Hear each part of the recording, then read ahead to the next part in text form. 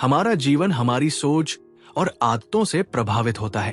अच्छे विचार हमें सफलता और शांति की ओर ले जाते हैं, जबकि बुरे विचार हमें भटकाव और निराशा में डाल सकते हैं। इस कहानी में एक गुरु और उनके शिष्य की सीख का वर्णन है, जो ये बताती है कि विचारों को दबाने के बजाय उन्हें सही दिशा में मोड़ने की आवश्यकता है।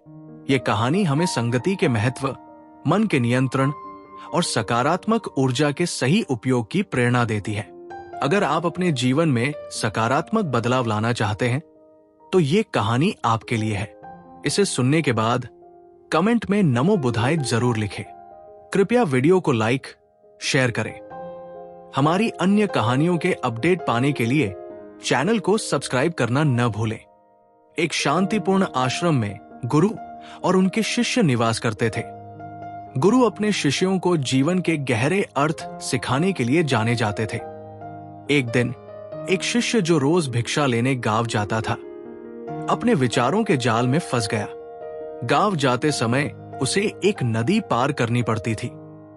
एक दिन उसने देखा कि एक लड़का पेड़ के पीछे छिपकर नदी किनारे पानी भरती लड़कियों को देख रहा है। शिष्य ने उससे पूछा, तुम यहां छिपकर क्या कर रहे हो? लड़के ने हंसते हुए कहा, देखो कितनी सुंदर लड़कियां हैं, उनकी अदाओं को देखो, जैसे स्वर्ग का सौंदर्य यही उतर आया हो। शिष्य का ध्यान भी लड़कियों की ओर गया। पहले तो उसे कुछ असामान्य नहीं लगा, लेकिन लड़के की बातें सुनकर उसकी रुचि भी बढ़ने लगी। अब शिष्य अक्सर उस पेड़ के पास रुककर लड़कियों को देखने लगा। उसकी ध्यान शक्ति कमजोर हो गई और वो आश्रम के कार्यों में ढिलाई बरतने लगा। गुरु ने शिष्य की आदतों में बदलाव को महसूस किया। एक दिन उन्होंने शिष्य से कहा, आज मैं भी तुम्हारे साथ भिक्षा लेने चलूंगा। शिष्य ने मना किया, लेकिन गुरु के आग्रह को टाल नहीं सका। रास्ते में गुरु ने देखा कि शिष्य और लड़का पेड़ के पीछे छिपकर नदी किनारे लड़कियों को देख रहे थे। गुरु ने शिष्य से कहा, क्या तुम अपने जीवन का उद्देश्य भूल गए हो? क्या तुम जानते हो कि तुम गलत संगति में फंस रहे हो? शिष्य शर्मिंदा हुआ और बोला, गुरुदेव, मैं अपने विचारों को नियंत्रित नहीं कर पा रहा हूं। मैं हर बार कोशिश करता हूं, लेकिन असफल हो जाता हूं। गुरु ने शिष्य को बगीचे में ले जाकर एक नाली दिखाई, जिसमें नदी से पानी आ रहा था। उन्होंने कहा, इस पानी को रोकने की कोशिश करो। शिष्य ने मिट्टी और पत्थर डालकर पानी रोकने की कोशिश की, लेकिन पानी किसी न किसी रास्ते से बहता रहा। गुरु ने कहा, यह पानी तुम्हारे विचारों जैसा है, इसे जबरदस्ती रोकने से ये और अधिक ताकत से बहने लगता है।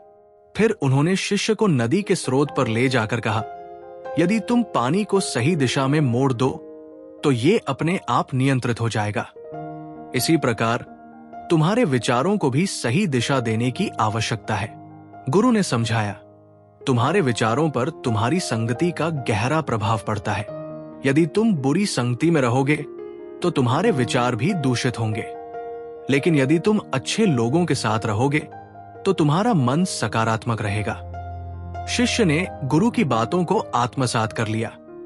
उसने अपनी संगति बदल दी और अपने कार्यों में मन लगाना शुरू किया। जब वो अगली बार भिक्षा लेने गया तो लड़कियों से सिर्फ पानी मांगा और वहां से चला गया।